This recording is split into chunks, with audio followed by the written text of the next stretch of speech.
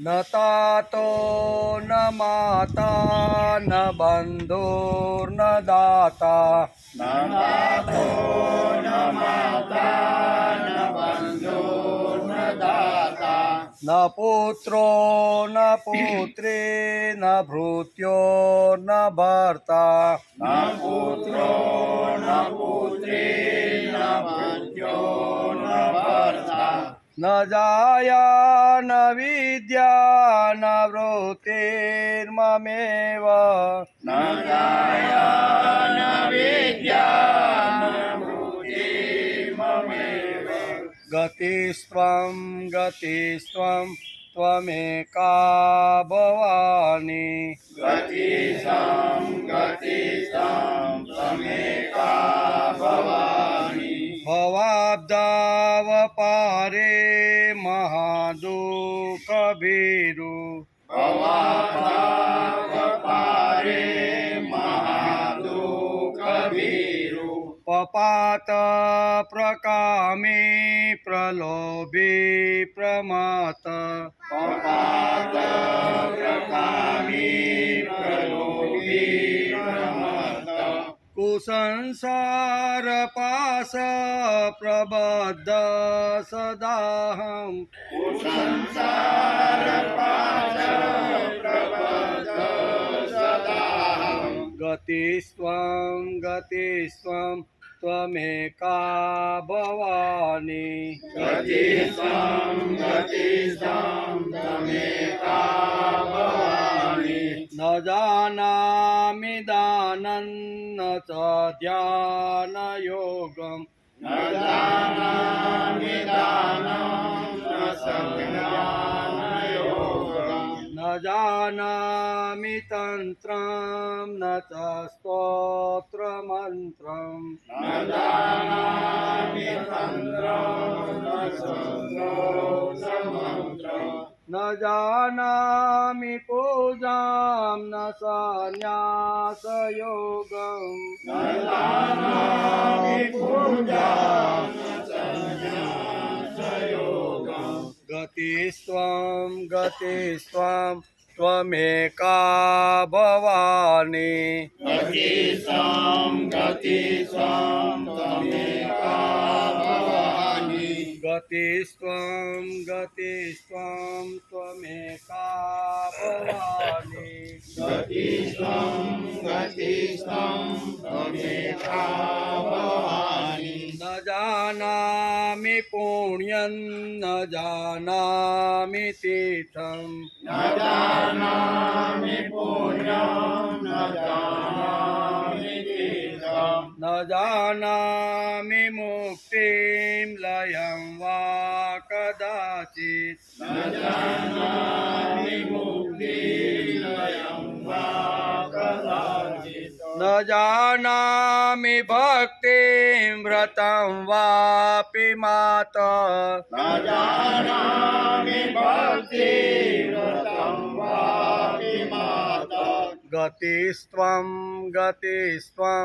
त्वमेका भवानि गतिसां त्वमेका भवानि कुकर्मी कुसंगी कुबुद्धि कुदास कुकर्मी कुसंगी कुबुद्धि कुदास कुलाचारहीन कदाचारलीन कुलाचारहीन कदाचारहीन कुदष्टे कुवाक्य प्रबन्ध सदाहम् कुदृष्टि कुवाक्य प्रबन्ध सदाहम् गतिस्त्वं त्वमेका भवानि गतिस्त्वं त्वमेका भवानि ब्रजेशं रमेशं महेशं सुरेशं ब्रजेशं रमेशं महेशं सुरेशं दिनेशं निशीथेश्वरं वा कदाचित्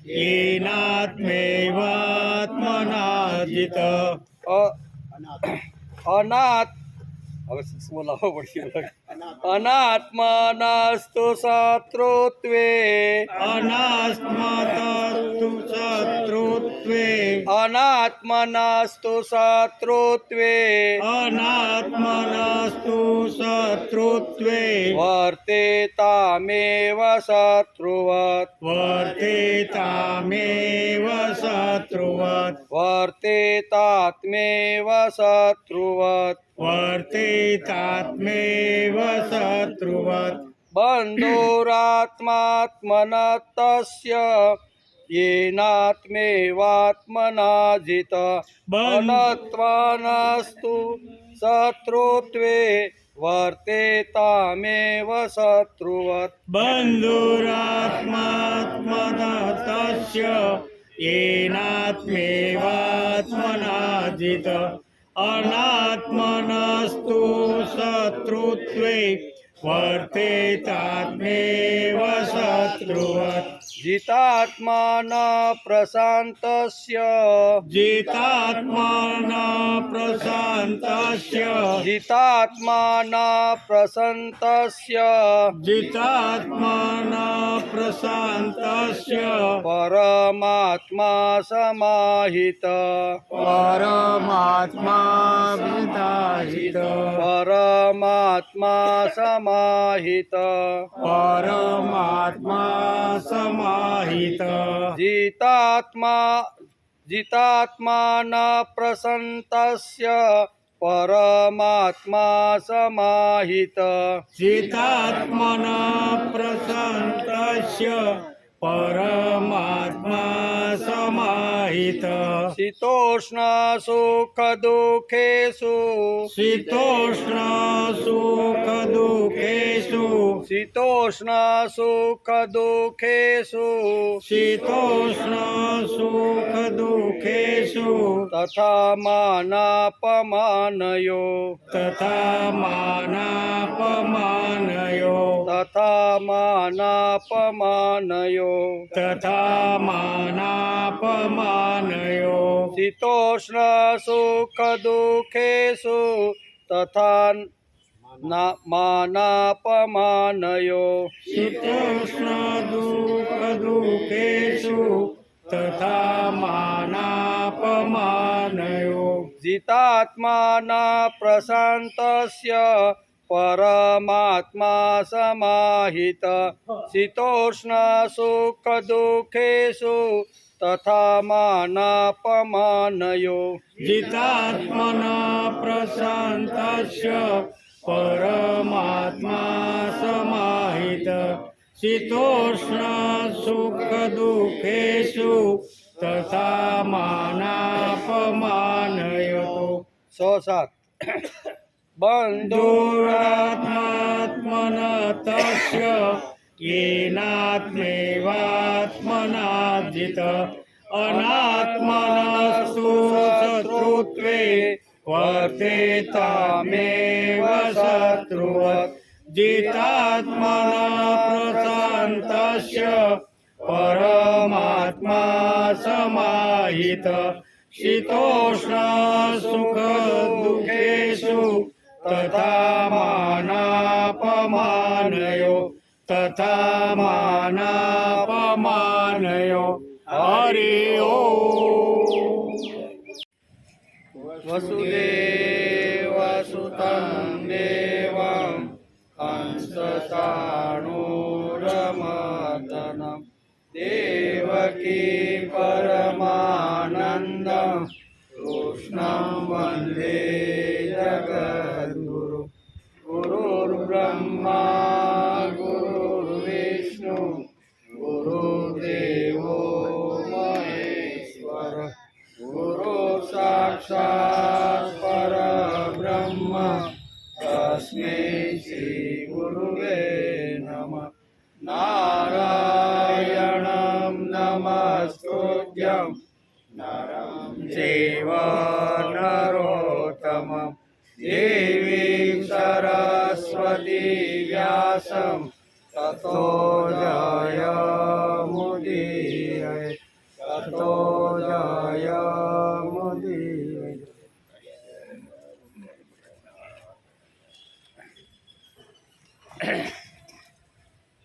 બંધુરાત્મનત્તસ્ય એનાત્મેવાત્મનાધિત અનાત્મનસ્તુ શત્રુત્વે વર્તેતાત્મેવ શત્રુવત.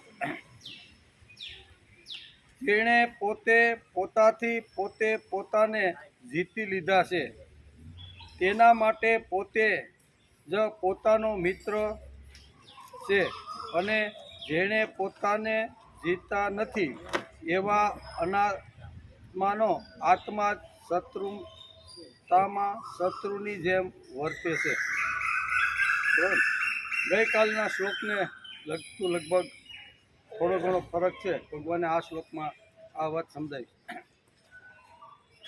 આજે શ્રીમદ ભગવદ્ ગીતા ચિંતન શરૂ થયું 293મો દિવસ. ગઈકાલે આપણે શ્રીમદ ભગવદ્ ગીતાના 6થા અધ્યાયના 5મા શ્લોકને સમજવાનો પ્રયત્ન કર્યો.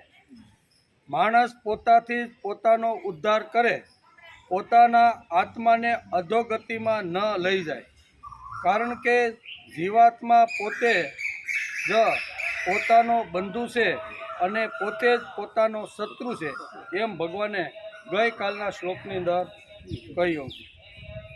શ્રીમદ ભગવદ્ ગીતામાં ભગવાને અર્જુનનું શિષ્યત્વ સ્વીકાર્યું છે. તે જ મોટી વાત છે. આ ખરું શિષ્યત્વ છે. શિષ્યની સંપૂર્ણ જવાબદારી ગુરુ ઉપર આવી જાય છે. એટલે ભગવાને સંપૂર્ણ શિષ્યત્વ અર્જુનનું સ્વીકારી લીધું, એટલે ભગવાન ઉપર અર્જુનના કલ્યાણની જવાબદારી બધી આવી ગઈ છે. તેથી જવાબદારી આવે એટલે ભગવાને ઘણી બધી વાતો શરૂઆતમાં એના કલ્યાણ માટેની વાતો કરી. એમ કરતાં આપણે ધીમે ધીમે અભ્યાસ કરતાં આગળ વધીએ છીએ. શ્રીમદ ભગવદ્ ગીતામાં અર્જુને ભગવાનનું શિષ્યત્વ ભગવાનના ચરણમાં શિષ્ય બનીને ગયો છે. આજના શિક્ષકો ઉપર કશી જવાબદારી નથી. અભ્યાસક્રમ ભણાવ્યો કે કામ પતી ગયું. શિક્ષક થવું સહેલું થઈ ગયું છે આજના કાળમાં. જૂના કાળમાં એકવાર શિષ્યત્વ સ્વીકાર્યું એટલે શિક્ષકની બધી જવાબદારી, ગુરુની બધી જવાબદારી આવી જતી. આજે સમાજે શિક્ષકોને મોટી છૂટ આપી દીધી છે. તેઓ આજે ઘણી જવાબદારીથી મુક્ત છે. અભ્યાસક્રમ પૂરો થયો કે પતી ગયું કામ, જવાબદારીમાંથી શિક્ષક આજના કાળમાં મુક્ત થઈ ગયો. જૂના કાળમાં આવું હતું નહીં. જૂના કાળમાં એકવાર કોઈ માણસ કોઈનું શિષ્યત્વ આવી રીતનું શરણમાં મૂકી દે તો જે ગુરુ બન્યા છે એની સંપૂર્ણ જવાબદારી અહીંયા આવતી જૂના કાળમાં. આજના કાળમાં એવી કાંઈ જવાબદારી નથી. શિષ્યત્વ સ્વીકારવામાં જીવનને આકાર આપવાનો હોય છે, જીવનને બદલાવવાનું હોય છે, અને જીવન વૃત્તિનો પ્રશ્ન એકવાર શિષ્યત્વ સ્વીકાર્યું એટલે ગુરુની જવાબદારી આવી જાય છે. લોકોને શિષ્યત્વ સ્વીકારવામાં રહેલા ગાંભીર્યની ખબર જ ન હોવાથી તેઓ આજે ઘણીવાર ફટ દઈને કોઈના ગુરુ બની જાય છે. શિષ્યત્વ સ્વીકારી કાંઈ વાંધો નહીં, આવ્યો નથી મૂંડો નથી, પણ એ શિષ્યત્વ એકવાર જેણે સ્વીકાર્યું છે એને પોતાને ખબર નથી કે મેં જેનું શિષ્યત્વ સ્વીકાર્યું છે એની સંપૂર્ણ જવાબદારી મારી ઉપર આવી જાય છે એમ કે. તેથી અર્જુન લોકોને શિષ્યત્વ સ્વીકારવામાં રહેલા ગાંભીર્યની ખબર ન હોવાથી તેઓ ગીતા વિરુદ્ધ ઘણીવાર આરોપો કરતા હોય છે. અર્જુન કોયડામાં મૂંઝાયો તેથી તેમણે શિષ્યત્વ નથી લીધું. તે શ્રેય શામાં છે તે ભગવાનને પૂછે છે. કોયડાઓ તો હતા જ, પણ એટલા માટે એણે ભગવાનનું સાનિધ્ય લીધું નથી. ભગવાનના શિષ્યત્વ સ્વીકારવા માટે અહીંયા શ્રેયની અપેક્ષા રાખીને અર્જુન ભગવાનને કહે છે કે મારું શ્રેય શેમાં છે એ તમે મને સમજાવો. અર્જુન શિષ્ય તેહમ સાધી તામ પ્રપન્નમ, આમ ગીતામાં કહે છે તે અર્જુનની ધન્ય ઘડી છે. નિરતિશય પ્રેમથી અંતઃકરણ શ્રવવા લાગે ત્યારે તેને ભક્તિ કહેવામાં આવે છે. એને ભક્તિ કહેવામાં આવે છે. અર્જુન ભક્તિથી ભગવાન પાસે જઈ અને ભગવાનને શિષ્ય તરીકે સ્વીકારવાનો આગ્રહ કરીને મારું કલ્યાણ શેમાં છે એમ અર્જુન ભગવાનને કહે છે. શિષ્ય સ્તેહમ આ શબ્દોનું રહસ્ય, મહત્વ, ગાંભીર્ય, પ્રૌઢતા, પ્રગલ્ભતા આપણા મગજમાં ઉતરતી ન હોય તો આપણે ગીતા વાંચી કે સાંભળી જ નથી. થોડી ઘણી તો ગીતા વાંચ્યા પછી માણસના જીવનની અંદર થોડો ઘણો આવી રીતનો થયું. ગીતા સાંભળ્યા પછી માણસને તે પચતી નથી. તેથી ઘણીવાર ગીતા સાંભળી વાંચીને તેવા ને તેવા એ ભાઈ આવે પણ એને પચે તો થાય. પાછી ગીતા કેવી પચે તો થાય, નહીં તો પછી એવા ને એવા એમ. માણસ આવા શ્લોકો ઉપર થોડો ઘણો વિચાર કરે તો તેને ધ્યાનમાં આવે કે આખી ગીતામાં તત્વજ્ઞાનની ચર્ચા ભગવાને શા માટે કરી, ભગવાને તત્વજ્ઞાનની ચર્ચા કરી છે, શા માટે કરી છે. એ ગીતાના આ બધા શ્લોકોનો ઊંડો અભ્યાસ કરીને જો અભ્યાસ કરવામાં આવે તો માણસને ખબર પડે. તેના વિચાર આપણે ગઈકાલે કરતા હતા. 5 થી 10 શ્લોકમાં ભગવાને આત્માના ઉદ્ધાર માટે પ્રેરણા કેવી રીતે મળે છે તેનો વિચાર ભગવાને અર્જુનને અહીંયા તત્વજ્ઞાન સમજાવતા ભગવાને કીધું. એમ ગઈકાલના શ્લોકમાં ભગવાને જણાવ્યું કે મનુષ્ય પોતે જ પોતાનો મિત્ર છે અને પોતે જ પોતાનો શત્રુ છે. તેથી પોતે પોતાનો મિત્ર અને શત્રુ કેવી રીતે છે તેનો ઉત્તર ભગવાન 6થા અધ્યાયના આ 6થા શ્લોકની અંદર આપે. મિત્ર કેવી રીતનો છે અને શત્રુ કેવી રીતનો છે ભગવાને 5મા શ્લોકમાં તો કહી દીધું છે કે માણસનો આત્મા જ પોતાનો મિત્ર છે ને પોતાનો શત્રુ છે. આટલું કહીને 5મા શ્લોકમાં ભગવાને છોડી દીધું. તો એ શત્રુ શા માટે, શત્રુ કોને કહેવાય અને મિત્ર કોને કહેવાય એ ભગવાને આગળના આ શ્લોકમાં 6થા શ્લોકની અંદર 6થા અધ્યાયના 6થા શ્લોકમાં ભગવાન અહીંયા મિત્ર કોને કહેવાય અને શત્રુ કોને કહેવાય એ વાત ભગવાન કહે છે. આથી પોતે પોતાના મિત્ર અને પોતે પોતાના શત્રુ કેવી રીતે છે તેનો ઉત્તર ભગવાન 6થા અધ્યાયના 6થા શ્લોકમાં આપે છે. તેનો આજે આપણે વિચાર કરવાનો છે.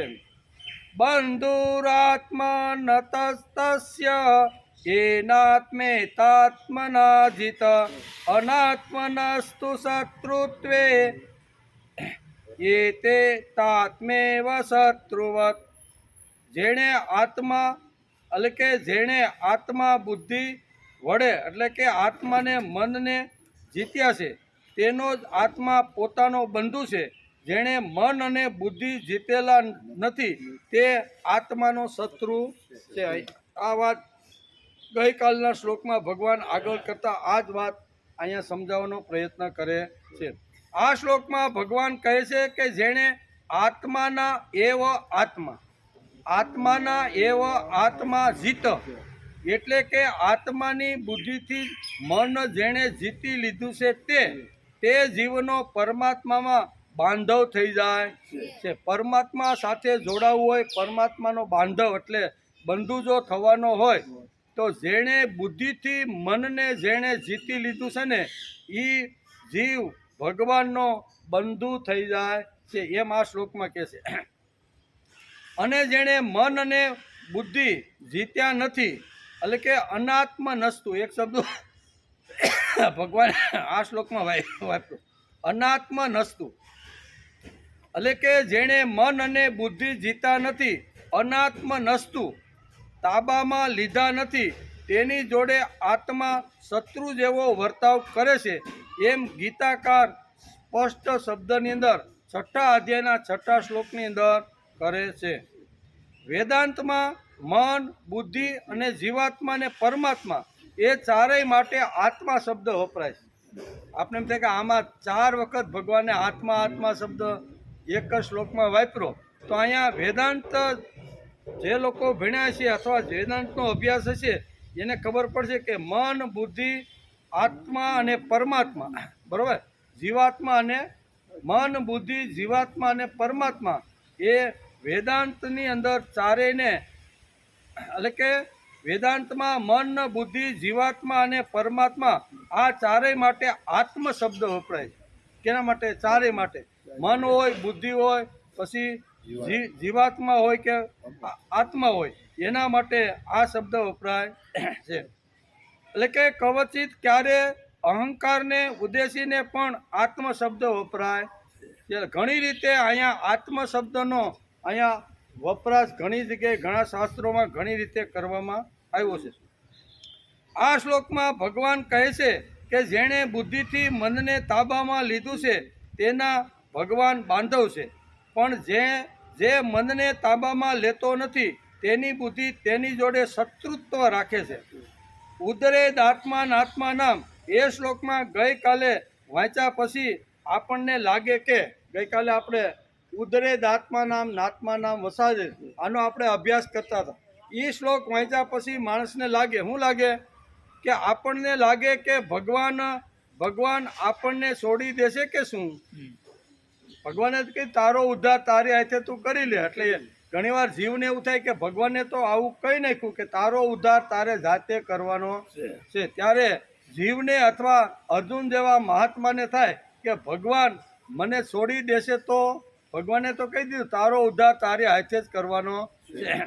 આપણને લાગે કે ભગવાન આપણને છોડી દેશે તો શું થશે, અને ભગવાન છોડી દે તો આપણું કોણ, આપણો હાથ બીજો કોણ ઝાલે?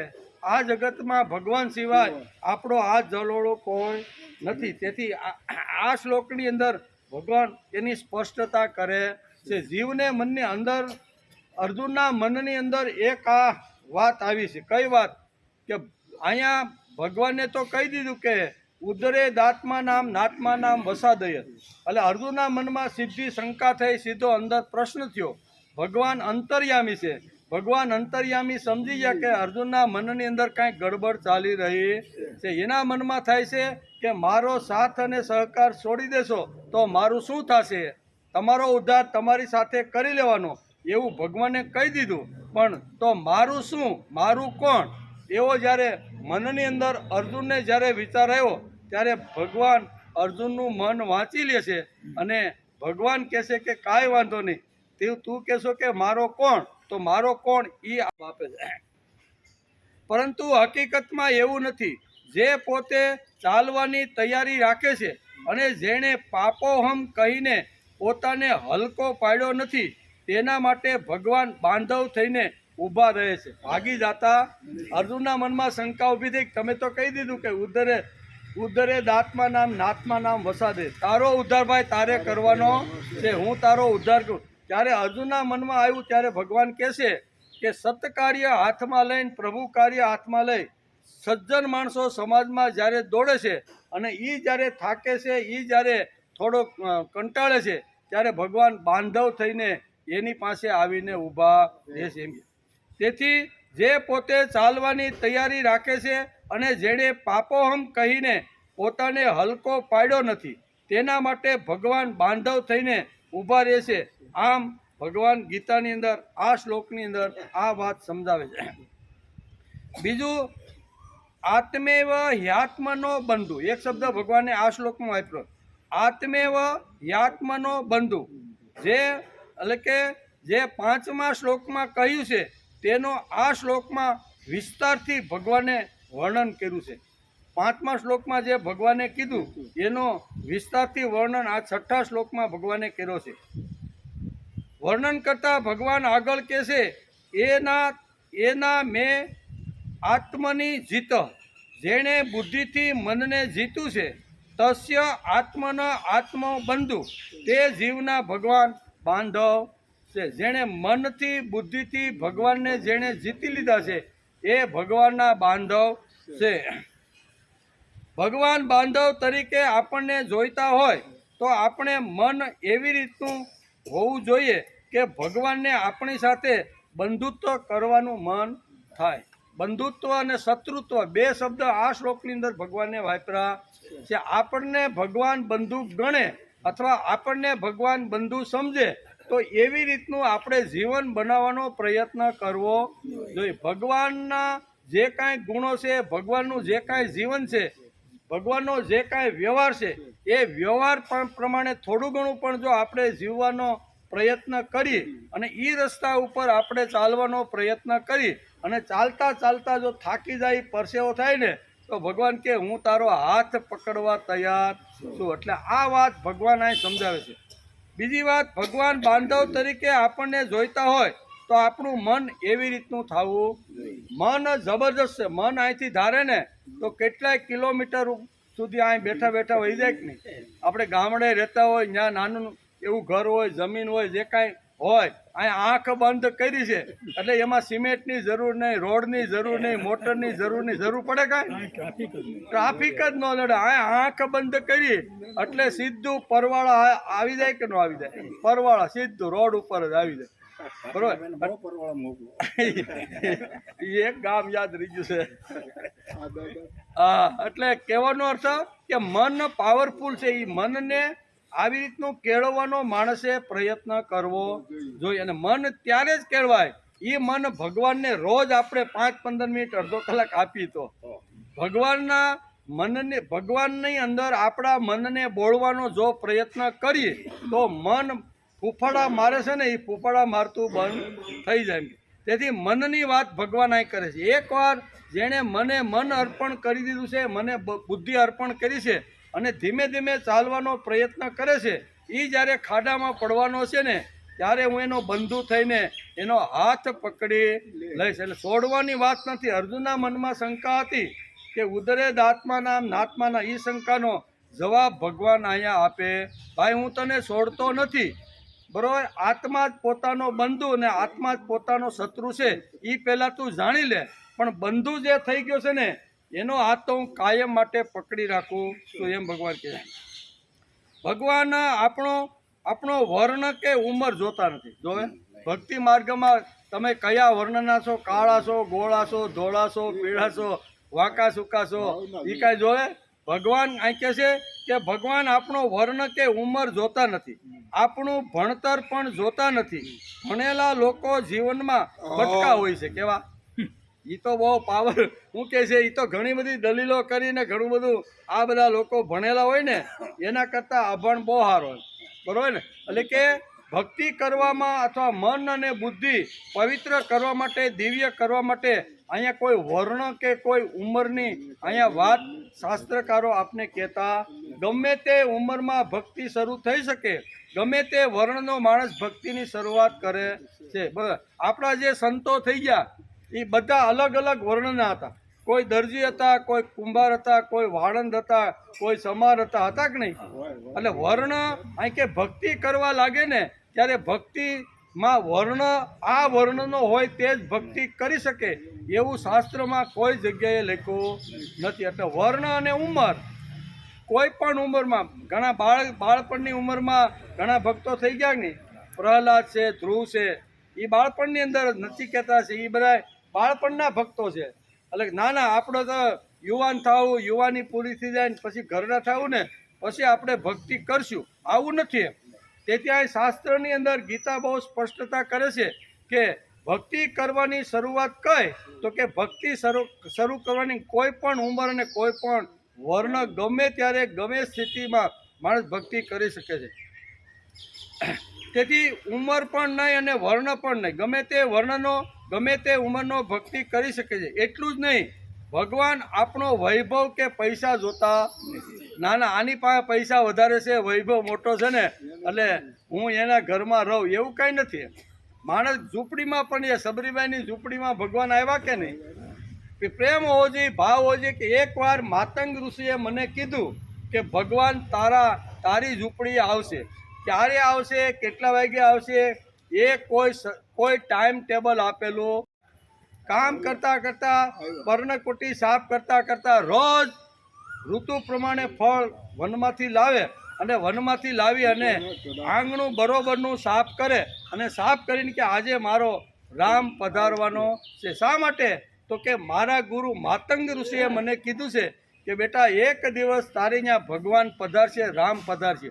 એટલે ક્યારે આવશે એ કીધું નહોતું, પણ રોજ આવી રીતની સાફ સફાઈ ઝૂંપડીની કરે, આજુબાજુના છોડને પાણી પાય, સુંદર મજાનું આવી રીતનું વાતાવરણ હોય બરાબર, અને સારા જે ઋતુના ફળ હોય એ ફળ લાવીને ટોપલીમાં રાખે, આજે મારો રામ આવશે. કહેવાનો અર્થ ભગવાન અહીંયા કાંઈ વૈભવશાળી હોય એને ત્યાં જાય છે એવું નથી. જેની પાસે અઢળક સંપત્તિ છે એની પાસે જાય એવું નથી. ભગવાન તો બધાના છે, નાનો હોય મોટો હોય, ગરીબ હોય તવંગર હોય, બરાબર, વિદ્વાન હોય અવિદ્વાન હોય, કે બ્રાહ્મણ હોય ક્ષત્રિય હોય કે વૈશ્ય હોય, કોઈ પણ વર્ણ અને કોઈ પણ આશ્રમ હોય, તો એમાં ભગવાન તો બધાનો છે અને બધા જ ભગવાનની ભક્તિ કરી શકે છે.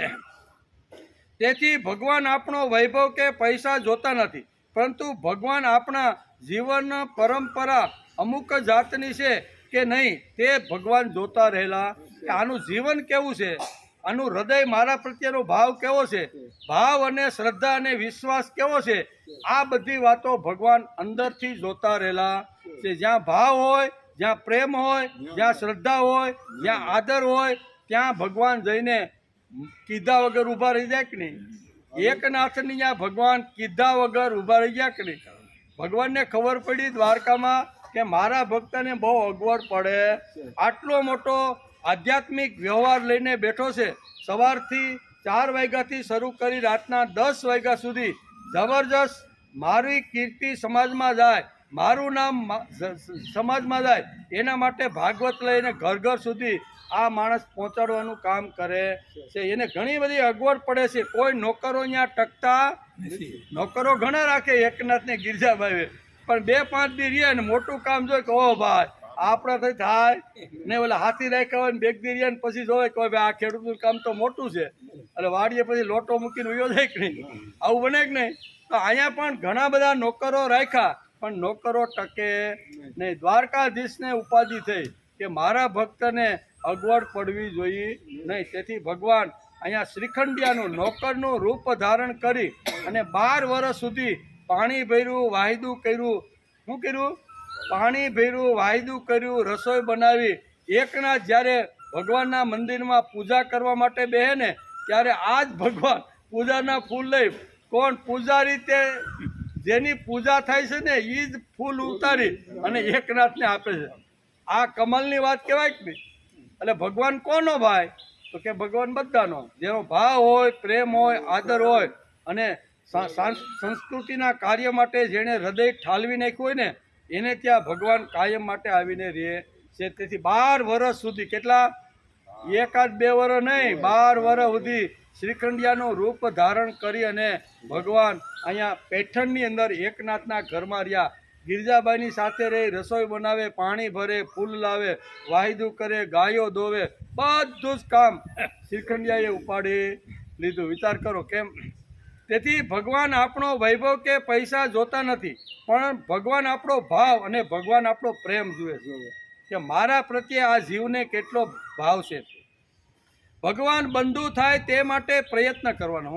હવે મૂળ વસ્તુ આપણા ભગવાન આપણો બંધુ થાય અને આપણે એના બંધુ થાય, અરસપરસ એકાબીજાના બંધુ થાય એવું જીવન હોવું જોઈએ.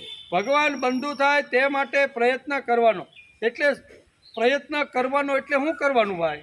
તે માટે જીવન તરફ જોવાનો જે દ્રષ્ટિકોણ છે ને એ બદલવાનો પ્રયત્ન કરવો. જીવન તરફ જોવાનો દ્રષ્ટિકોણ એકવાર બદલાઈ જાય તો પછી આપણે ભગવાનના બાંધવ થઈ શકીએ, એમ ગીતાનું કહેવાનું.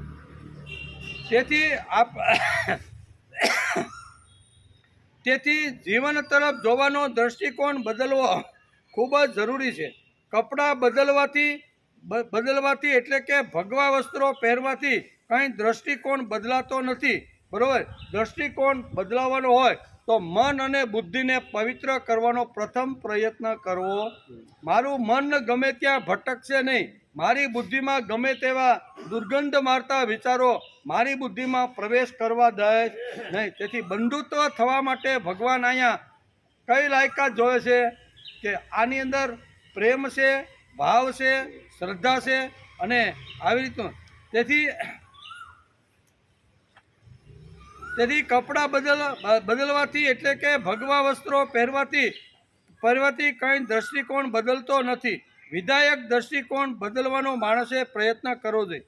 20 રૂપિયાનો ઘેરું લઈને કપડાં ભગવા કરી શકાય છે. તેથી કદાચ લોકો નમસ્કાર પણ કરશે, પણ ભગવાન આ વાત માન્ય કરશે ભગવાનને આ વાત માન્ય નથી. કપડાં સામે ભગવાન જોતા જ નથી કે આણે કેવા કપડાં પહેર્યા છે, કઈ જ્ઞાતિનો છે કે બરોબર. એ ભગવાન હૃદય જોવે છે કે આ પવિત્ર અને શુદ્ધ થયેલું હૃદય મારા માટે છે. તેથી ભગવાનને બાંધવ બનાવવા હોય તો ભગવાનને ગમે તેવું જીવન જીવવાનો પ્રયત્ન કરવો જોઈએ. ભગવાનને ગમે તેવી જીવન પરંપરા માણસની હોવી જોઈએ. ભગવાનને ગમે તેવી જીવન સંહિતા અને વિચાર અને આચાર સંહિતા એવી હોવી. મારી જીવન પદ્ધતિ છે, કાર્ય પદ્ધતિ છે, વિચાર પદ્ધતિ છે, જે કાંઈ પદ્ધતિઓ આપણી પાસે છે એ ભગવાનને ગમે એવી રીતની આપણી બધી વિચારધારા હોવી જોઈએ. તેથી યોગ દર્શનકાર પતંજલિ ઋષિ કહે છે કે માણસમાં જ્યાં સુધી અવિદ્યા એટલે કે અવિદ્યા, રાગ, દ્વેષ, અહંકાર, અભિનિવેશ એ 5 કલેશ છે ત્યાં સુધી ભગવાન માણસનો બંધુ બનતો. કોણ કહે છે? યોગ દર્શનકાર પતંજલિ કહે છે કે જ્યાં સુધી આ 5 વાતો માણસના જીવનમાં હોય બંધુ થઈ શકતો નથી. એટલે આ 5 ઉપર માણસે ફોકસ કરવાનો પ્રયત્ન કરવો જોઈએ. એમાં પહેલી વાત છે મારું કોણ. આ જગતમાં મારું કોણ અને મારું શું, આના ઉપર વધારેમાં વધારે માણસે પ્રયત્ન કરવો જોઈએ. આ જગતમાં મારું કોણ અને મારું શું એ જેનું પાકું થાય ને તે જ આગળ વધી શકે અને તે જ ભગવાનનો બાંધવ થઈ શકે. ભગવાનનો જો બાંધવ થવાનું હોય તો આ જગતમાં મારું શું અને મારું કોણ એ 2 વાત પાકી થવી જોઈએ.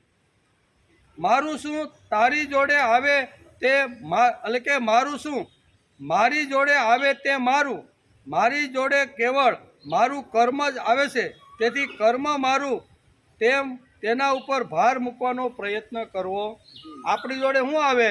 આપણું કર્મ જ આવે છે. ગમે તેવો મોટો માણસ ગમે તેટલી સંપત્તિ ભેગી કરીને ગયો પણ એ કોઈ વસ્તુ ભૌતિક વસ્તુ કોઈ સાથે લઈને ગયો હોય એવું આજના કાળમાં અત્યાર સુધી આપણે જોયું લઈ જાય.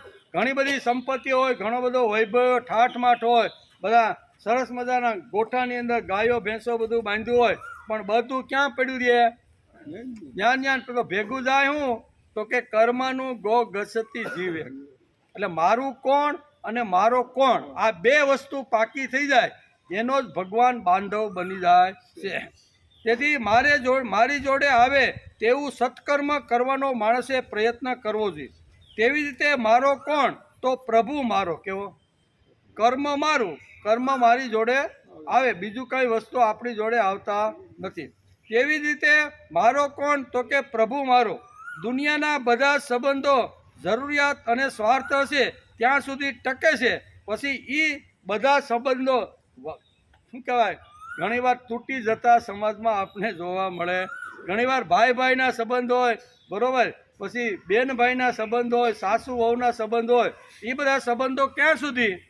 તો કે જ્યાં સુધી એકાબીજાને કામ છે, સ્વાર્થ છે ત્યાં સુધી. એમાંથી એકાદો સ્વાર્થ એકાબીજાનો જો અહંકાર ટકરાણો તો એ બધા સંબંધો પૂરા થાય કે નહીં?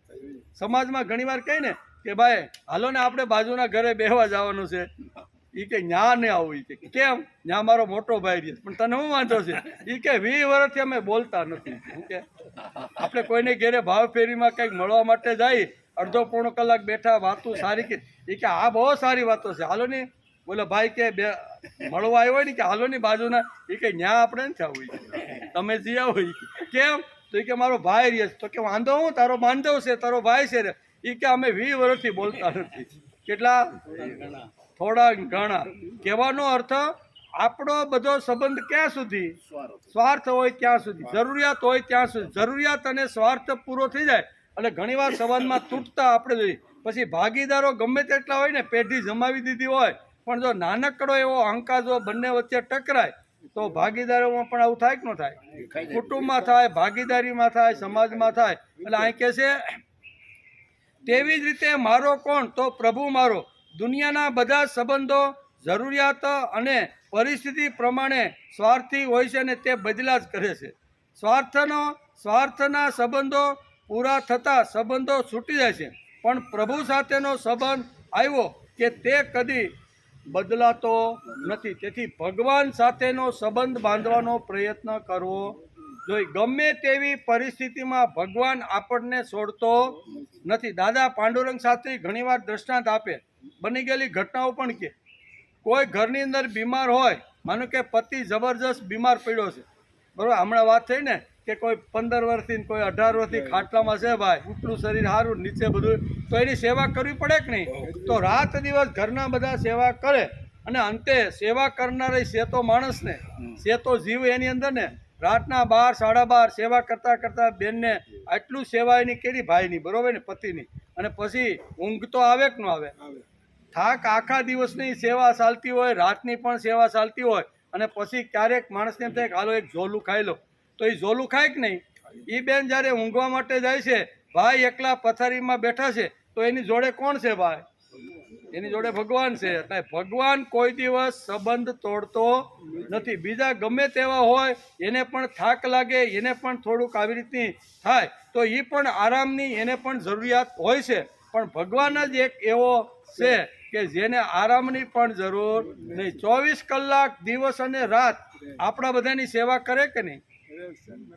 આપણે થાકી જાય, પણ એ થાકતો નથી. રાત દિવસ આપણી સેવા કરે. સવારે ઉઠ્યા આપણે એને આમંત્રણ આપ્યું કે ન આપ્યું, આપણી પથારી પાસે સીધો આવીને ઊભો રહી જાય કે બેટા ઉઠ અને લે તારું પોટલું. હું કે રાત્રે જે બધું પોટલું હતું, વાસના, કામના, ધંધો, વેપાર, નોકરીનું જે કાંઈ પોટલું હતું ને, એ રાતના 10 વાગે ભગવાનને લઈ લીધું કે આ લઈ લો તો જ મારા દીકરાને ઊંઘ આવશે. મારે આને 100 વર્ષ સુધી જીવાડવાનો છે. કેવો ભગવાન વિચાર કરે છે કે 100 વર્ષ સુધી આ જીવને મારે હરતો ફરતો રાખવો છે, એટલે મારે આ બધું કરવું પડે. એટલે ભગવાન આ બધી ચિંતા છે, નિરાશા છે, ધંધો છે, નોકરી છે, એ બધું પોટલું ભગવાન પોતાની પાસે રાખી લે.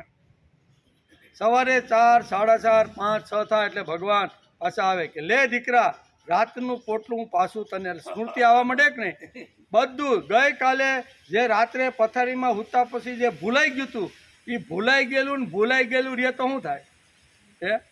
ભૂલા કે આને ભાઈ ગાંડાની હોસ્પિટલમાં દાખલ કરો. ઓલી બેન ચા લઈને આવે, તમે કોણ છો? મેં તમને ક્યાંક જોયા હોય ને એવું લાગે. અરે મેં તમારે 40 વર્ષ પહેલા તમારે લગ્ન કર્યા, હું તમારી ઘરવાળી. એ જો ભૂલાઈ જાય તો શું થાય?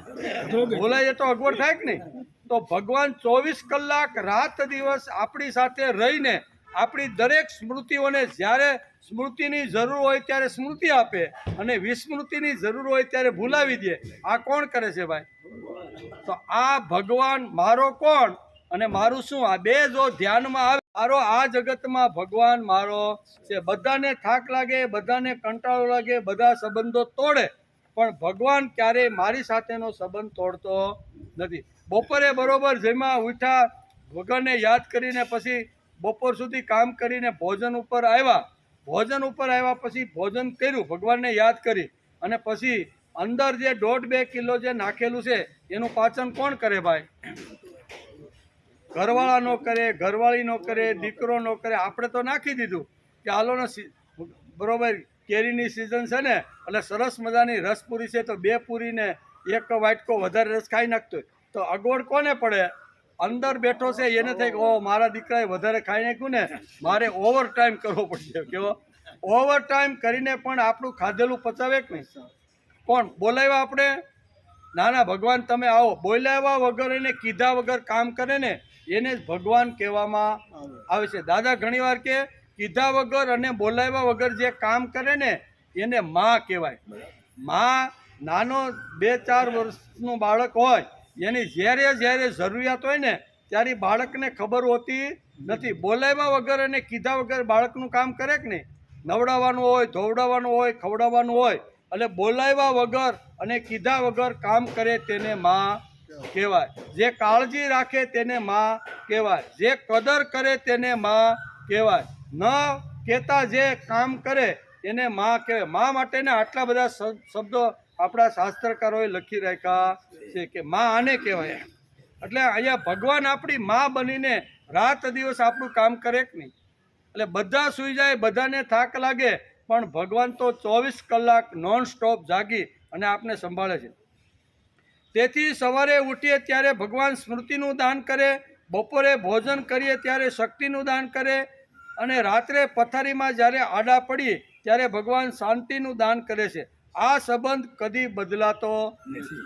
આ સંબંધ ભગવાન સાથેનો જ એક એવો સંબંધ છે કે જીવંત પર્યંત ક્યારેય બદલાતો નથી. આપણે એને યાદ કરી કે ન કરી પણ એ આપણી સાથે સંબંધ બાંધવા હંમેશા તૈયાર છે. આપણે જો એની સાથે સંબંધ બાંધવાનો હોય, આપણે એના બંધુ થવાનું હોય અને શત્રુત્વ ન સ્વીકારવાનું હોય તો ભગવાનના ગુણો લાવવાનો આપણે પ્રયત્ન કરી તો ભગવાન આપણા બાંધવ બને, નકર બને નહીં. એમ આ શ્લોકની અંદર બહુ સ્પષ્ટ કહે છે. આપણે ગમે તેવું વર્તન કરીએ તો પણ ભગવાન આપણને છોડતો નથી. આપણી સાથેનો તેનો સંબંધ નિત્ય છે, બરાબર, અવિચળ અને નિત્ય. ભગવાનનો આપણી સાથેનો જે જીવ સાથેનો સંબંધ એ નિત્ય છે. ભગવાનના બાંધવ થવું હશે તો તમારો કોણ એ નક્કી કરવું પડશે. ભગવાન જ મારો છે, બરાબર. આપણું કોણ આ જગતમાં? મારું કોણ અને મારો કોણ, આ બે વાત અહીંયા આજે આપણે સમજવાનો પ્રયત્ન કરીશું. મારું કર્મ અને મારો ભગવાન, જે બોલાવ્યા વગર કીધા વગર મારું જે કામ કરે છે ને એ મારો. બોલાવ્યા વગર કામ કરે એ જ બંધુ ને એ જ મિત્ર કહેવાય ને. મિત્ર જ્યારે અગવડમાં આવે અને એને ખબર પડે તો કાંઈ મિત્ર કહેવા જતો નથી કે હું અગવડમાં આવ્યો છું. એને ખબર પડે કે મારો મિત્ર, મારો બંધુ અગવડમાં આવ્યો છે, એટલે કીધા વગર અને બોલાવ્યા વગર ત્યાં ઊભો રહે કે નહીં. આને ખરો બંધુ કહેવામાં આવે છે. ભગવત ભક્તિને માની તદરૂપ તરબૂત એટલે કે તદન રૂપ એટલે કે લખવાવાળા ઋષિઓ, તદરૂપ જીવન જીવવાવાળા સંતો, તદરૂપ જીવન જીવીને ગયા છે તે આચાર્ય મારા છે, તેની સાથે મારો સંબંધ રાખવો જોઈએ. અને આની સાથે જે સંબંધ રાખે છે તે જ મારા બંધુઓ.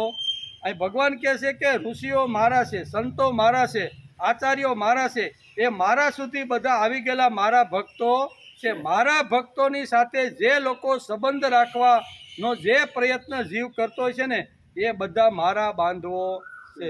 કદાચ ભગવાન સુધી ન પહોંચી પણ ભગવાનના બની ગયેલા અથવા ભગવાને આપણને કીધું કે આ બધા મારા છે, એની સાથે તું સારામાં સારો સંબંધ બાંધીશ ને તો પણ તું મારો બાંધવ થઈ શકીશ. એમ ભગવાન આ શ્લોકની અંદર સરળ રીતે સમજાવવાનો પ્રયત્ન કરે.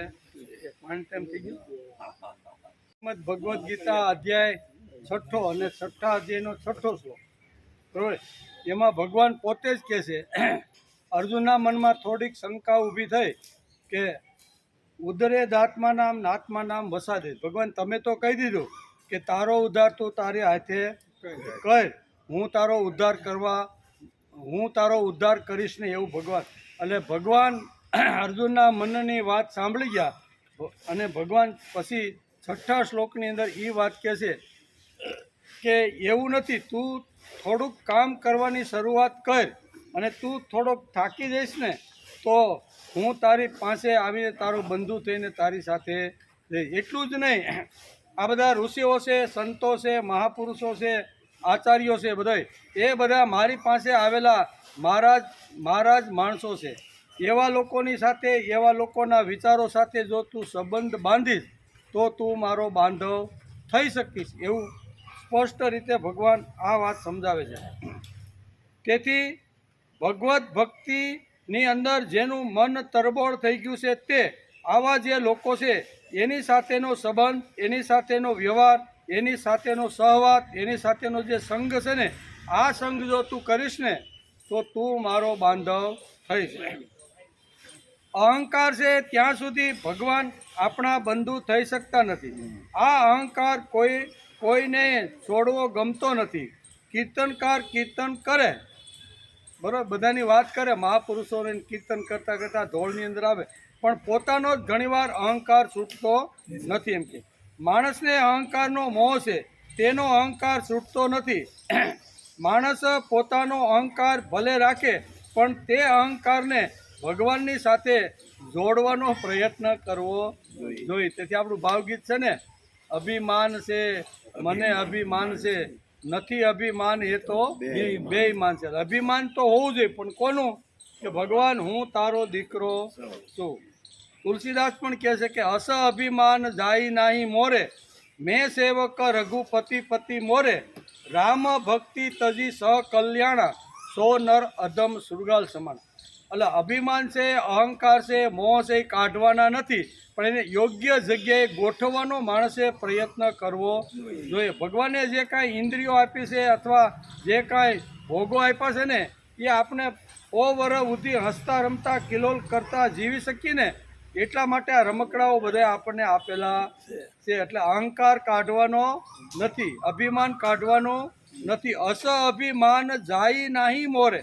તુલસીદાસે બહુ સ્પષ્ટ તુલસીકૃત રામાયણમાં લખ્યું છે કે હે ભગવાન, મારું અભિમાન કોઈ દી નાશ પામે નહીં. નહીંતર ઘણી વાર અભિમાન કાઢી નાખો, અહંકાર કાઢી નાખો. ઘણા કથાકારો ઘણી રીતે આવી રીતનું કહેતા હોય છે, પણ શાસ્ત્રને એ વાત માન્ય નથી. શાસ્ત્રકારો કહે છે જરૂરિયાત છે એટલે ભગવાને માણસની અંદર અહંકાર, અભિમાન, આશા, કામનાઓ, વાસનાઓ, સારું નરસું એ બધું જે ઊભું કર્યું છે ને, આ જે 27 પ્રકારનો જે દેહ અંદર જે બનેલો છે, એની અંદર ભગવાને આ બધો મસાલો રાખેલો છે. જરૂરિયાત ન હોય તો ભગવાન આ મસાલો રાખત નહીં, પણ આ મસાલાને કેવી રીતે વાપરવાનો, ક્યાં વાપરવાનો, કોના તરફ એનો વળાંક આપવાનો, એ માણસે પોતે નક્કી કરી લેવાનું છે. તેથી અસ અભિમાન જાય નહીં મોરે, મેં સેવક રઘુપતિ પતિ મોરે.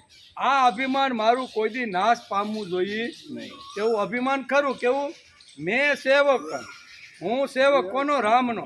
મેં સેવક રઘુપતિ, રઘુપતિનો હું સેવક થાવ, તે મારા પતિ થાય. આવું જે અભિમાન છે ને, એવું અભિમાન ક્યારેય નાશ ન થવું, એમ તુલસીદાસ કહે છે.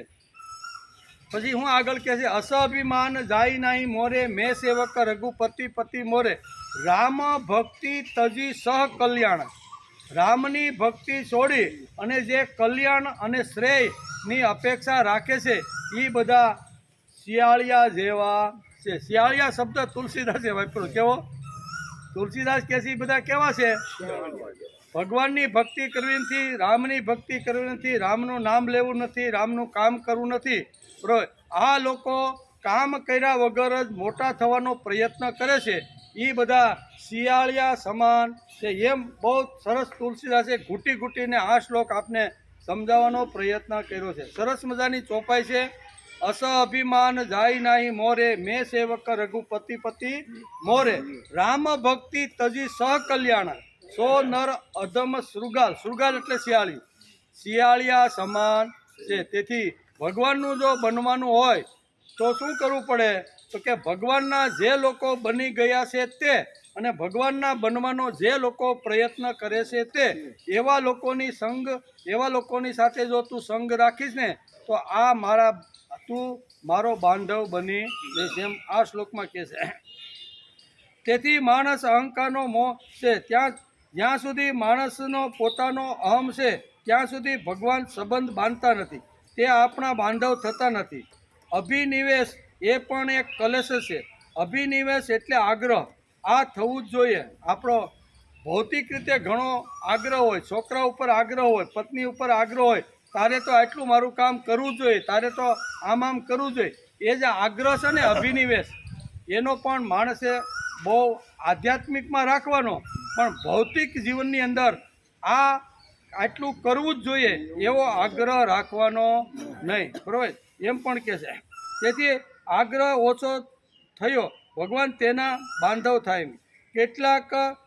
કેટલીક વાતો આપણને છોડતા આવડવી જોઈએ, તે જ રીતે જે કેટલીક વાતો છે તે લેતા પણ આવડવી.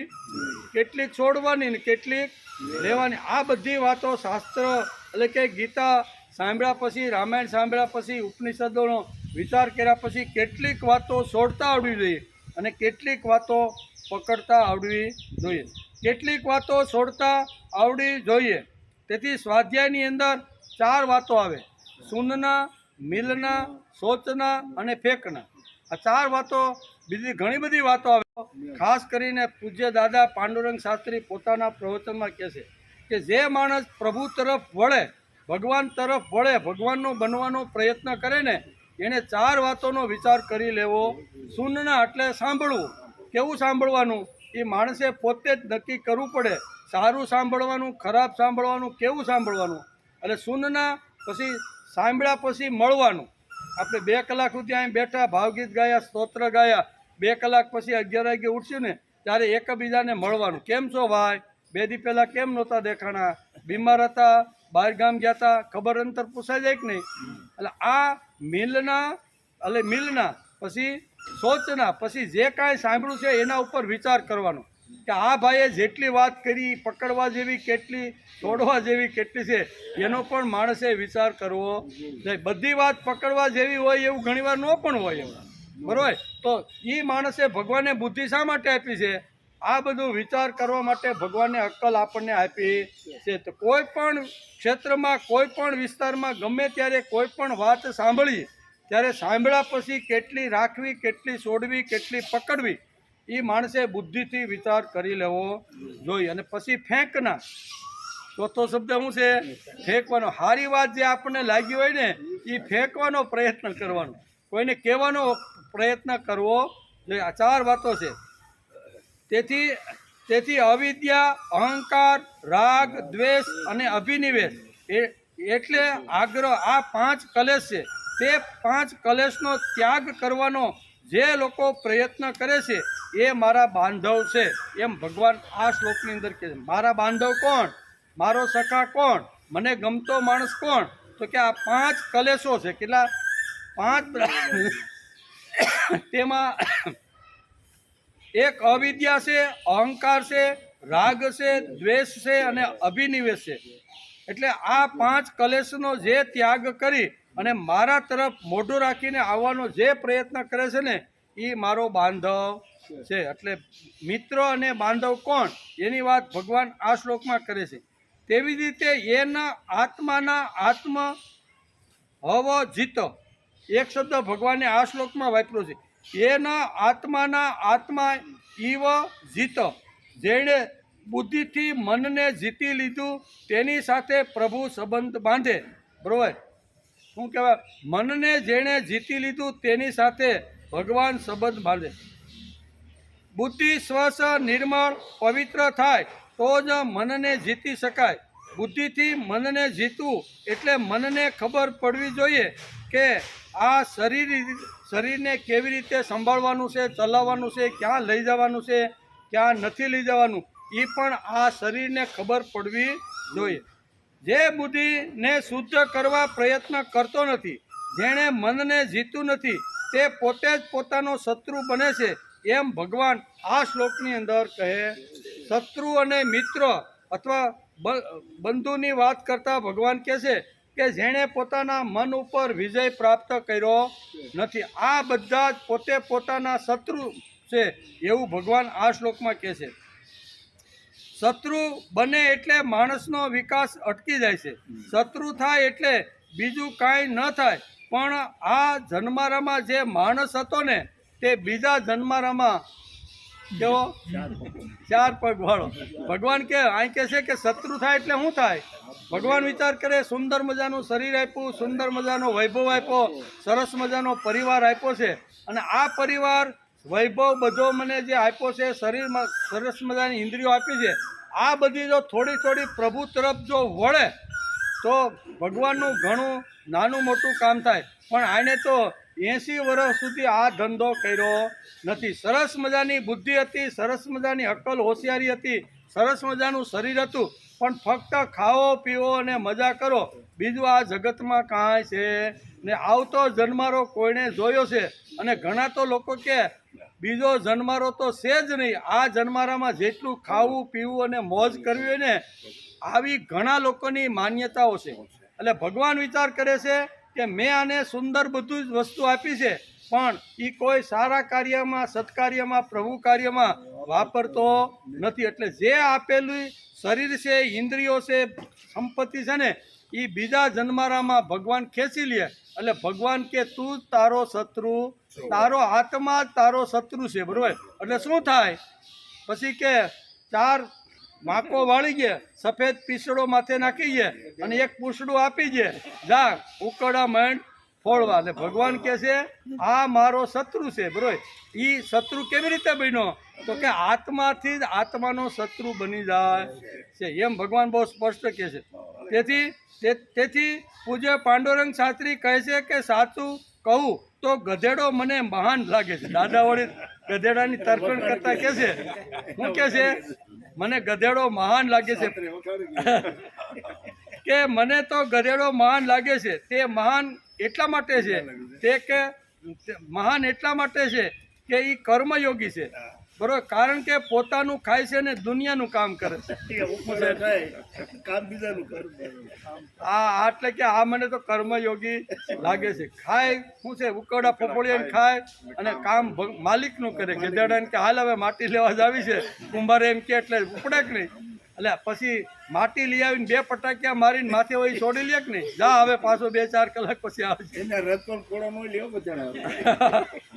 એટલે તેથી ભગવાન આ શ્લોકમાં કહે છે કે અનાત્મનસ્તુ શત્રુત્વે વર્તે તાત્મે ન શત્રુવત. માણસના મન ને બુદ્ધિ શત્રુ જેવા થઈ જાય, મન અને બુદ્ધિ છે શત્રુ જેવા થઈ જાય છે, એમ આ શ્લોકમાં કહે. એટલે કે બુદ્ધિ સદવિચાર કરતી બંધ થઈ જાય છે, સતત કર્મોથી વિચલિત થઈ જાય છે અને ફક્ત ને ફક્ત કામનાઓ અને ભોગ સિવાય નહીં. એટલે એ પશુની યોનિની અંદર એ આવી જાય છે. શત્રુ કાંઈ ઓમ કાંઈ વાત કરતા નહીં, પણ બીજા જન્મારામાં એણે જે વસ્તુ સારા કામ માટે આપી હતી એ વાપરી નહીં. એટલે આને હવે આ વસ્તુની જરૂર નથી, એટલે એને પછી પશુ બનાવી દે છે. તેથી એટલે કે બુદ્ધિ સદવિચાર કરતી બંધ થઈ જાય, સદકર્મોથી વિચલિત થાય અને ફક્ત ને ફક્ત ભોગ અને ભોગ. તેથી ભગવાન બીજા જન્મરામાં મનુષ્ય જન્મ ન આપતા એને પશુ યોનિની અંદર ફેંકે છે. શેખ સલીની જેમ દીવા સ્વપ્નમાં રાચા કરે છે.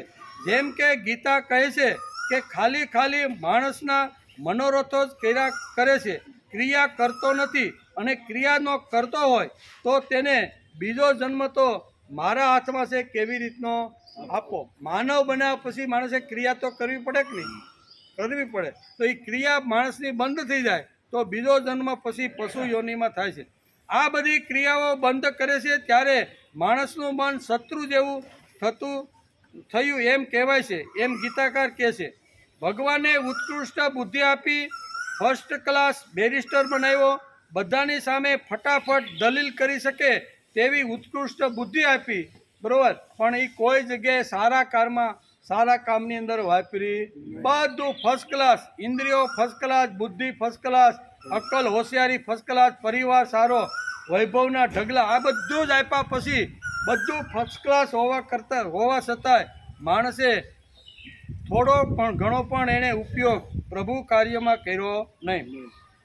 ઉત્કૃષ્ટ બુદ્ધિ મળ્યા પછી તેમણે આ જન્મારામાં ભગવાન સાથે સંબંધ બાંધવાનો તેણે પ્રયત્ન કર્યો જ નહીં. તો પછી ભગવાન શું કરે ભાઈ? માનવ જન્મ મળ્યા પછી ભગવાન સાથેનો સંબંધ બાંધવો જોઈએ. એ ભગવાન સાથેનો સંબંધ બાંધવાનો મનુષ્ય જન્મ મળ્યા પછી મનુષ્ય કર્યો નહીં. 80 વર્ષ થઈ ગયા પણ ભગવાન સાથે સંબંધ બાંધવો જોઈએ. ભગવાન પાસે મારે આજે નહીં તો આવતીકાલે જવાનું છે, તો જેની સાથે સંબંધ સારો રાખ્યો હોય ને એ આપણે પછી આવકાર આપે કે નહીં? આપણે અમદાવાદમાં જવાનું ને અમદાવાદના કોઈની જોડે આપણે ખૂબ સારો સંબંધ રાખ્યો હોય તો આપણે સીધા ક્યાં ઉતરીએ? પછી જ્યાં લગ્નમાં જવું હોય પછી ત્યાં જાય. પણ આપણી સાથે જેણે સારામાં સારો સંબંધ રાખ્યો હોય ને એને જ ત્યાં આપણા થેલા ઉતરે કે નહીં? તો અહીંયા માનવ જીવન બન્યા પછી ભગવાન વિચાર કરે છે કે આ સુંદર મજાનો દેહ, સુંદર મજાની બુદ્ધિ, સુંદર મજાનું મન, ઇન્દ્રિયો પણ સારી, બરોબર, 80-90 વર્ષ ટણટણાટ કરે એવી બધી હાલે ચાલે, બધું ખાય પીએ, પાછળ આવી ઇન્દ્રિયો આપી, વૈભવના ઢગલા કરી દીધા, છોકરાઓ બધે સારા, પૌત્રો બધાય સારા, પણ આમાંથી કોઈ જગ્યાએ એક પણ પાય ક્યાંય વાપરી નહીં. ભગવાન વિચાર કરે છે કે 80 વર્ષ સુધી મેં આને આટલા ધનના ઢગલા વૈભવ આપ્યો પણ એમાં એક પણ કોટી મારા કામ માટે, મારા નામ ઉપર કે મારા માટે વાપરતો નથી. એટલે આને આ વસ્તુની જરૂર નથી. એટલે ભગવાન એના શત્રુ બને પણ કેવી રીતે? તો કે હવે એને મનુષ્ય જન્મની જરૂર નથી, તેથી એને પશુ યોનિની અંદર નાખી ગયા છે. એમ ગીતાકારનું અહીંયા શત્રુત્વ, અહીંયા આત્માનો શત્રુત્વ બને છે એ કેવી રીતે, એ આ શ્લોકમાં ભગવાન સમજાવે છે, બરોબર. એટલે એ બીજો જન્મ શેનો આપે, આવી રીતનો. તેથી હકીકતમાં માણસને ગધેડો બનાવ્યો છે તે માણસની તેવા પ્રકારની માંગ હતી. હું ખાવો પીવો ને મજા કઈ યોનીમાં આવે, એમાં કાંઈ કર્મ કરવાનું જ નહીં. એ પશુ યોનીમાં એને જેટલું નાખો, જેટલું પાણી પાવ, જ્યાં લઈ જાઓ ત્યાં જાય ને. પશુ યોનીમાં ભોગ યોની સિવાય બીજું કાંઈ નથી. 84 લાખ યોનીઓ આપણા શાસ્ત્રકારો કહે છે કે 84 લાખ યોનીઓ છે. એમાં એક જ યોની એવી છે કે જે માણસમાં બની શકે, કરી શકે, થઈ શકે, ભગવાનના ખોળામાં બેસી શકું. આ એક માણસને અક્કલ, બુદ્ધિ, હોશિયારી, મન જે કાંઈ છે ને એ ફક્ત મનુષ્ય યોનિમાં જ ભગવાને આપેલું છે. બાકી બધી ભોગની યોની, ભોગ જ ભોગવાના, એમાં એને કર્તૃત્વ કાંઈ કરવાનું હોતું નથી. જ્યાં દોરી જાય, જ્યાં લઈ જાય, જેવી રીતનું કામ કરાવે એવી રીતનું બધું પશુ યોની કરે કે ન કરે.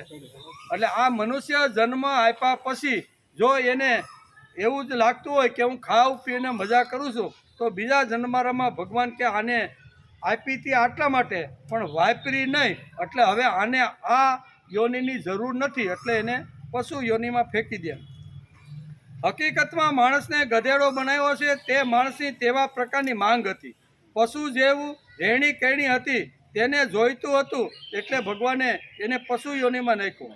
ગધેડો કામ કરીને વળતર નથી માગતો. માગે ગધેડો બહુ સારો, એમ દાદા તો ઘણી વાર ગધેડો કામ કરીને વળતર નથી માગતો, પરંતુ માણસ તો તરત જ વળતર માગે.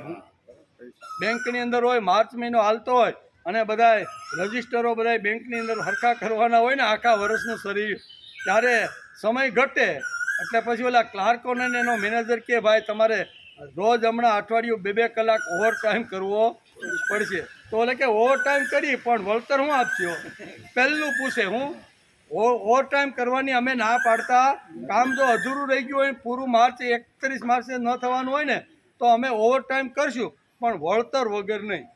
આ એક જ ગધેડો એવો છે કે વળતર વગર કામ કરે. મનુષ્ય જાતિમાં કોઈ પણ ક્ષેત્ર હોય ને એમાં વળતર વગર કામ કરે કોઈ. મને હું મળે તો જ માણસ પોતાનો ઘરનો ઉમરો ઓળંગીને બહાર જાય છે. તેથી ગધેડો કામ કરી અને વળતર માગતો નથી, પરંતુ માણસ તો તે તરત જ વળતર માગે છે, ગધેડો માંગતો નથી. પૂજ્ય દાદા ઘણીવાર પ્રવચનમાં કહે છે કે ગધેડો પુણ્યશીલ જીવ તો કહેવાય છે. ખાવાનું બહાર બધું એને કામ માલિકનું કરવાનું. એમ બુદ્ધિથી જે આચાર સંહિતા છે, વિચાર સંહિતા છે, જીવન સંહિતા છે તે માણસે નક્કી કરી લેવી.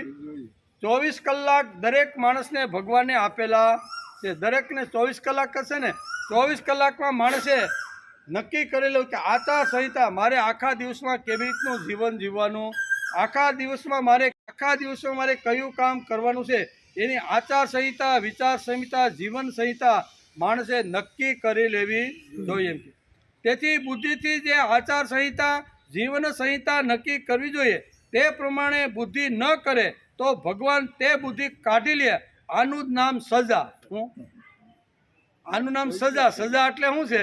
સજા એટલે મનુષ્ય જન્મ નહીં આપતા બીજો, પશુ યોનિમાં કોઈ પણ બીજી યોનિમાં ભગવાન એને જન્મ આપી, આને કહેવાય સજા. ભગવાન સજા કેવી કરે આવી એમ.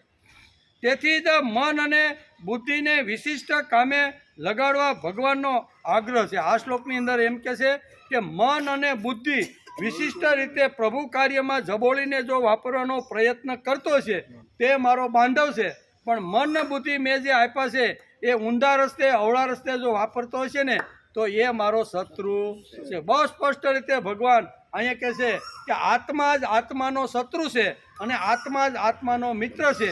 હું કાંઈ કરી શકતો નથી. ભગવાન કહે છે મેં માણસને આવી રીતની ઈચ્છા શક્તિ સ્વતંત્ર આપી દીધી છે, એને જ્યાં જેવી રીતની વાપરવી હોય એ વાપરી શકે છે. તેથી મન અને બુદ્ધિને વિશિષ્ટ કામે એટલે કે ભગવાનના લગાડી, એટલે કે વિશિષ્ટ કામે લગાડી અને ભગવાનના બાંધવ થઈ શકાય છે. ભગવાન માણસને સજા કરે એવી રીતે બુદ્ધિ વાપરી આપણી જાતે જ આપણા શત્રુ બનીએ છીએ. બુદ્ધિને આપણે શત્રુ ન બને અને મિત્ર બને એવો પ્રયત્ન દરેક માણસે જીવે કરવો જોઈએ. મન અને બુદ્ધિને વિશિષ્ટ આકાર આપવાનો એટલે શું કરવાનું? મન અને બુદ્ધિને વિશિષ્ટ પ્રકારનો આકાર આપવાનો, એમ તો ભગવાને કીધું, પણ એ આકાર આપવાનો એટલે શું કરવાનું ભાઈ? મનને કેવી રીતે વાપરવાનું, બુદ્ધિને કેવા વિચારો આપવાના? તો કે મન અને બુદ્ધિને વિશિષ્ટ આકાર આપવાનો એટલે શું કરવાનું? એ વર્ણન સાંભળીને અર્જુનને થાય છે. ભગવાને તો કહી દીધું, અર્જુનના મનમાં પાછો એક અંદર ગડબડ શરૂ થઈ જાય છે કે ભગવાને તો મન બુદ્ધિ અને સંભાળી અને યોગ્ય જગ્યાએ વાપરીને મિત્ર બનવાનો ભગવાન તો આગ્રહ રાખે જ છે, પણ અર્જુનના મનમાં ફરીથી એક સંશય, એક વહેમ ઊભો થાય છે કે ભગવાન તમે તો કહી દીધું કે મન અને બુદ્ધિને અહીંયા આકાર આપીને વાપરવાનો પ્રયત્ન દરેક જીવે કરવો જોઈએ, આવું તમે કીધું એમ. તેથી મન અને બુદ્ધિને વિશિષ્ટ આકાર આપવાનો એટલે કે શું કરવાનું? એ વર્ણન સાંભળીને અર્જુનના મનને થાય છે એવી અભિલાષા થાય છે કે હું આવું જીવન જીવી અને ભગવાનના મિત્ર બની જાઉં. હું આવું જીવન જીવીને ભગવાનનો મિત્ર બની જાઉં. આવું ઘણીવાર જીવ અને અર્જુન આપણો કેવો છે? પ્રતિનિધિ. આપણો જીવનો પ્રતિનિધિ અર્જુન છે. એના મનમાં એક સહેજ આવું આવ્યું કે મારે પણ ભગવાનનો મિત્ર બની જવું છે. તે બનવા માટે કયો ઉપાય? આનો ઉપાય તો છે ને, ભગવાનના મિત્ર બનવું હોય તો એના માટેનો ઉપાય કયો? કઈ રીતે ભગવાનનો મિત્ર બની શકાય છે? એના માટેનો ઉપાય કયો છે? તેનું વર્ણન ભગવાને આગળના 7મા શ્લોકમાં કર્યું છે. મિત્ર બનવા માટેનો ઉપાય કયો? મિત્ર બનવું હોય તો કયા કયા લક્ષણો, કયા કયા ગુણો, કેવી રીતનું માણસનું જીવન હોવું જોઈએ તે ભગવાને 6ઠા અધ્યાયના 7મા શ્લોકની અંદર એનું વર્ણન ભગવાન કરે છે. એનો વિચાર આપણે આવતીકાલે આવશું ત્યારે અહીંયા ઉપાય, બરોબર ને? કયો ઉપાય બનવું તો છે, મન બુદ્ધિને શ્રેષ્ઠ બનાવવાના તો છે જ, પણ એનો ઉપાય શું? તો એનો ઉપાય ભગવાન અહીંયા 7મા શ્લોકમાં આપવાના.